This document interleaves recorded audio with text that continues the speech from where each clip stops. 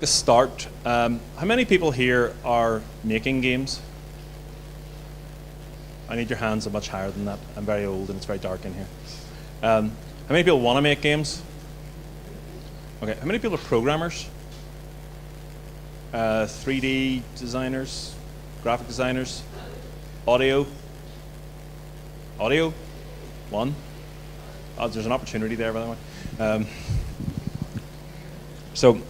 I'm Matt Johnston. I work for Digital Circle. Who's heard of Digital Circle here? Even better, I can go then. I've been involved with QCon for a few years. I haven't been for the last 10 years, but I was involved in it near the start. I'm really pleased because it's absolutely immense. I was absolutely blown away by what goes on up in the snack bar as well. But I was asked to come along to talk about games development and how can you get into that. So who here is actively making games? As in, who's published? Okay, it's a couple. Who'd like to get published? Yeah, okay.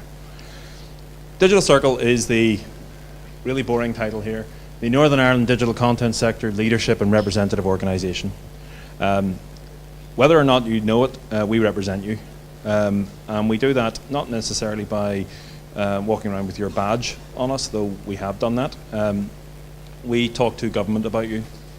We send out surveys to you and ask you what you want or what you think you need, and then we go and talk to the colleges if it's skills based, or we talk to Invest in I if it's investment based, and we fix things.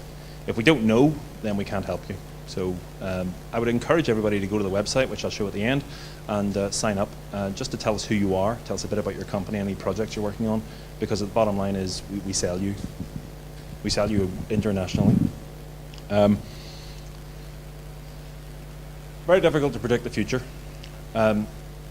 We are only really interested in, obviously, in what's going in the future. The stuff that Gawain was showing there, I absolutely agree that's the future. He's one of the few futurists that we've got in Northern Ireland. He's really thinking beyond. I mean, he's thinking beyond where the technology that we've got right now can deliver. We're hosted by Momentum, and the guys that are my bosses, effectively, they're people from industry. Some of them are involved in games, some of them involved in e-learning, some involved in the web, some involved in training. But there's nothing stopping anybody that's in Digital Circle from being on the steering group. You just need to be voted in. It's one of those popularity contests. But it's not hard to get on there, and you get to tell me what to do, which is a bonus. We organise events. We are a sponsor of QCon. We send people out to conferences. So we send people to GDC. We've sent people to the Worldwide Developer Conference. We've sent heaps of people out to South by Southwest. I mean, there were 50 people from Northern Ireland out at South by Southwest earlier this year. And by we send is that you go out there, you bring back all your receipts, and we pay, well, Invest in I pays you 50% of your money back. So you get a trip to Austin for a week to an amazing festival, and it only costs you half the normal price. Again, there's nothing stopping you guys from going on that, if you're interested. We help you achieve more revenue, and the way we do that is we do introductions to companies that might use your skills. If I don't know what your skills are, I can't sell you to those companies. And we also put you in touch with funding. Some of the work that Gawain was doing, and Rory before him, was due to the Creative Industries Innovation Fund. That fund is reopening. It's reopening this summer. So if anybody needs a bit of funding to get themselves started in some digital projects, and gaming is really, really big at the moment, pay attention this summer. Pay attention to the Digital Circle website this summer, because we're going to be talking about nothing else. We're kind of looking to get funding for about 50 projects. So it's a big deal. So far, we believe that we've been successful for about £1 million worth of public funding and over £4 million worth of revenue. It's just through us helping companies. Some companies have done better than others, and I'll show you some of them in a minute. But we can help you. And I swear to God, I'm getting out of the boring text slides any moment now. So things that, for example, we've done. Reopening the software professional course. So if you're not a programmer and you want to be a programmer, there'll be a short course to get you started. It's only really going to make a difference to those people that are really, really wanting to do it. We do Code for Pizza stuff where we get loads and loads of people, we give them loads and loads of pizza, and they do something cool.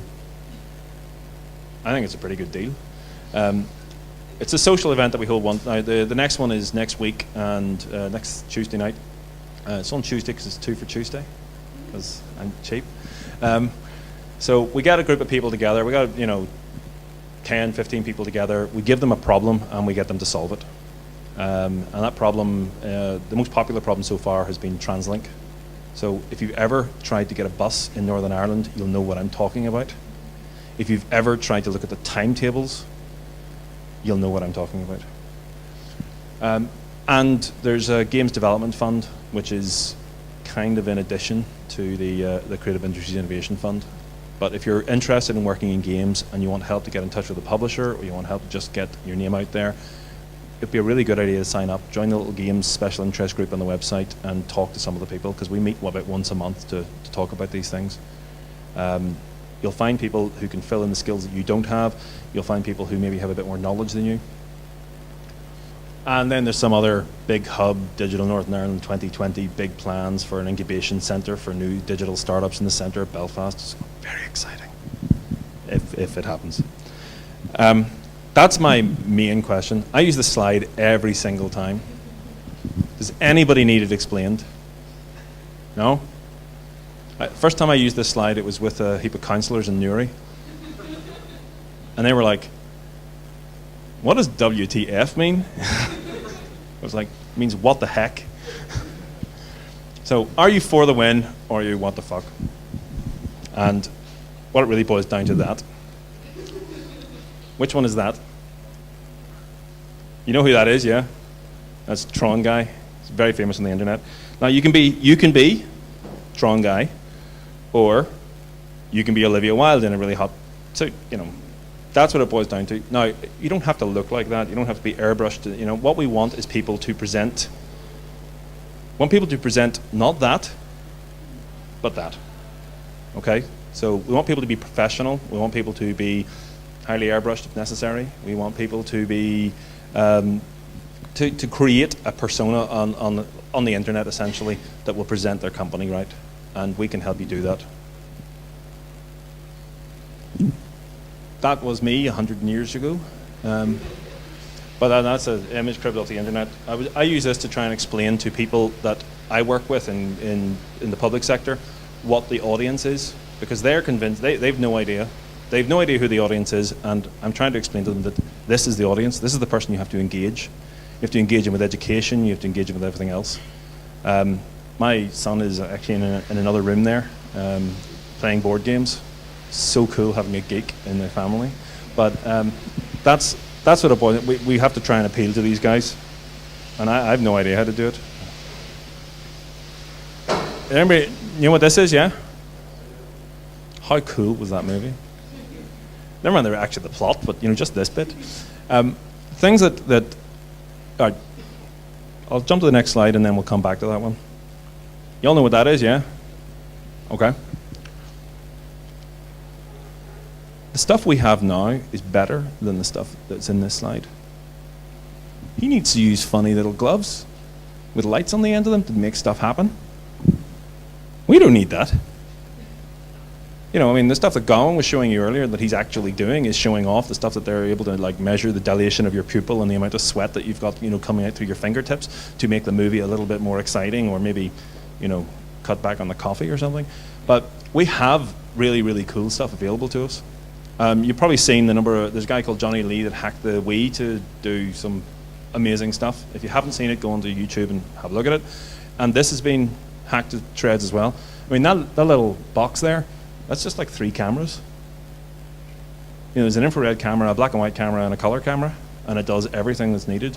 And it's such a simple idea that, well, you can see why it was eventually made into a product. But we have really, really cool stuff you can work with. The SDK now is completely available, so people can work and hack on these things.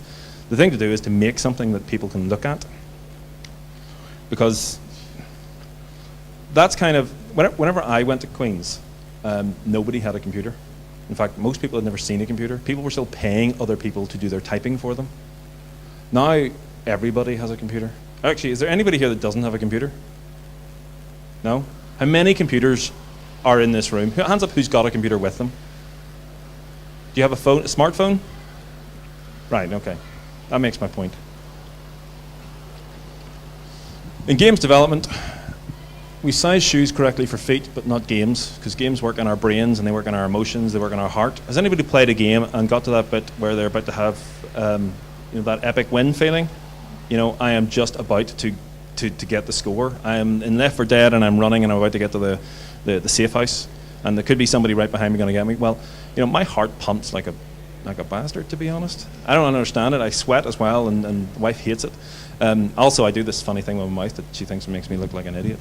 But we do all these, we size our shoes and we spend an inordinate amount of money on shoes, and I don't think that necessarily we do exactly the same when we're thinking about entertainment. Obviously, yes, Grand Theft Auto might get 300 million spent on it or something to make the latest version of it, but I don't think that necessarily we put the same amount of thought into it. I mean, I've never played Grand Theft Auto. It doesn't ring my bells. Left 4 Dead, on the other hand, because I have a deep-seated phobia of zombies, really gives me the willies, So, personalization of games. And that's where I think we've got some sort of opportunity to be unique. I mean, you look at the big games that are really, really making success. Farmville, for example. Right? It's worth an absolute fortune. Nothing could be more tedious, in my opinion. But what do people like about it? They like being able to make their very own farm. They like being able to farm their own raspberries. There's a friend of mine that's allergic to strawberries, so he doesn't farm them.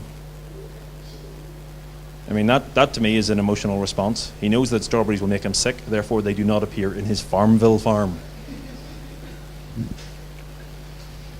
And some comments from some guys that I know in the industry and the web.